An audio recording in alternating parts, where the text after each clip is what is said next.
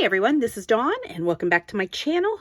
So I guess I'm coming back on with a little bit of a bonus video. The whole time we've been working in this journal, I said I would be binding it at the end. Well, we are at the end.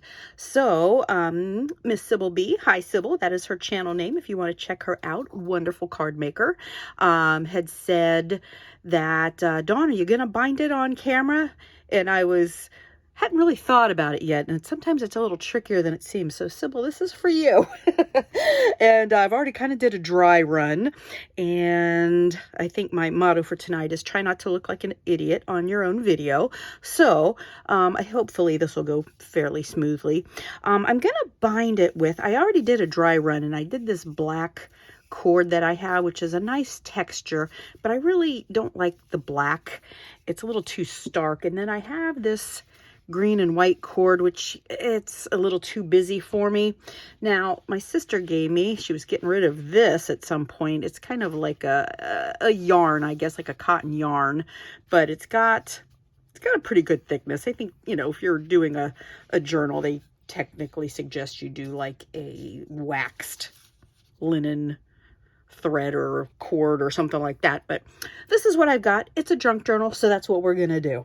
So I actually could not find, I know I have some pokey tools like a sharp awl and things. I have no idea where they are, so I was hoping that I had all my large needles. Isn't this the cutest little pin cushion?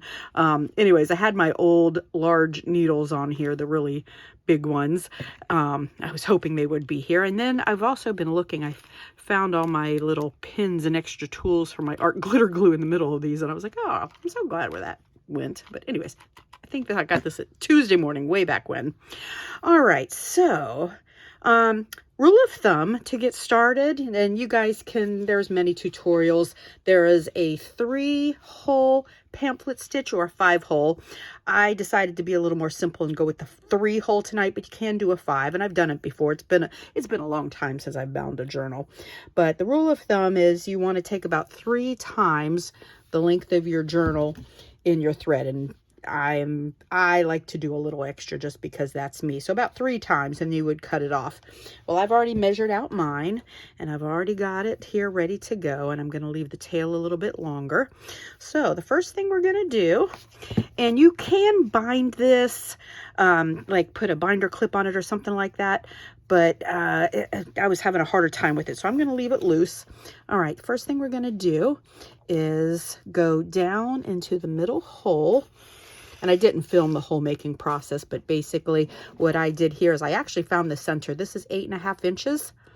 And so I did mark this at 4 1/4, and then I went down just 1.5 inches from the top or the bottom in. There's no hard and fast rule, but just based on my own measurements, that's what I came up with for the symmetry of it. And you could also eyeball it too, but I did do my little measuring. All right, so I went down through the middle. So now we're on the back of the journal, and I want to come, oh, that actually was easier than I thought. So we're going to come up my top hole, and let's see, I'm going to pull that through a little more. I'm going to leave a good little bit here, and then you're going to go all the way down to the bottom hole. So 1 down through the middle, up through the top, and now we're going to go back down to the end hole. Seems counterintuitive. You want to go to the middle, but no, you're going to go to the end. Let's hope this, oh yes. Okay, and I hope you can see this okay. All right, so I've got this down here. All right, we've come back through that bottom hole, through the back again, and now we're going to go back through the center hole. Yes, and then I've got a thread here, which I'm going to pull on this side of my cord. Oh, let's see. Let's come back up through the center. See, I already found it, and then I went out. Oh, good. Good, good, good. It's working with me tonight. Okay. And then back up here. All right. I'm going to go ahead and take the pin out, and I'm just going to pull this nice and taut. So you can see the 2 sections here, and I like this natural color much, much better. All right. And then I've got my beginning string on one side of this, the one here that I just ended on the other, and we're just gonna make a knot. I'm gonna just tie this off 2 times. Now you can cut this right here. Oh look, I got a little, must have caught on some of my oh gosh, what do you call that, the red eyelash trim. All right, so now I left these here really long. I found a couple of beads here, these pink hearts, and what I thought is I would go ahead and make some little dangles here. Let's see if I can get this yarn to go through nicely for me. Yes, I can. And it's your preference how much you want to leave. And I'm hopefully just going to tie like a double knot here.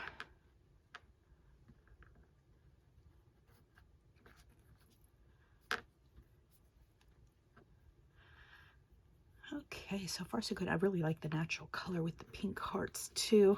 And I just got these at like Michael's, Joann's, Hobby Lobby.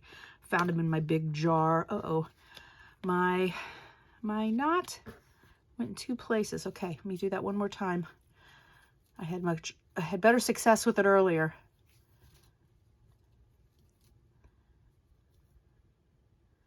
Okay, that seems to be better. So hopefully, I think this yarn is thinner than the black cord that I used earlier, because I just had to do that twice and it seemed to hold pretty good. What the end goal, of course, is we don't want the hearts slipping off the end of the yarn. So I'm going to do a triple on this one just because it seems to need it. Okay. All right, let's see if that's going to hold. And a little trick is we can also add a little bit of glue down there too. Now, I did end up with an extra little knot up here, and I think I'm just going to have to live with that unless I just take the whole thing out and redo it again, but we're just going to go with it. All right, let's do the other one. Then we'll have a couple of dangly hearts. Sometimes you can do, if you have a small heart punch, you can punch out, oh, maybe I should have thought of doing that. I like these beads. You could like punch 2 and like glue them side to side if you want to go more of a paper route. Okay. I'm gonna have to pretend like I'm, here we go. Okay, let's see if I can get this one tied off a little better than I did the first time. I think I'm gonna leave this one a little bit lower. Okay. Let's tie this off, and this is your own personal preference. Leave them dangle as much or as little as you like.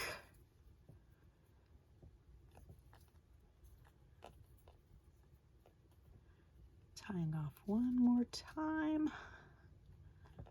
Okay, I think I'm in the right spot. Actually, in this case, it looks like those 2 are pretty good, but we're going to give it a 3rd just because. Okay, that side went much better. All right, and then here we are. And if you don't want them dangling around, you can glue them in place. And then where's my scissors? I'm going to go ahead and trim these. I'm going to leave a little bit of, maybe not. I'm going to trim those shorter. Okay, yeah, I like that better. All right, so if you close your journal, we've got our 2 little pink hearts hanging out here. All right, so that is my 3-hole pamphlet stitch for my January junk journal. Thank you guys so much for stopping by and watching. Give me a like on this video. I'd so much appreciate it. Subscribe, consider subscribing, and I will see you next time.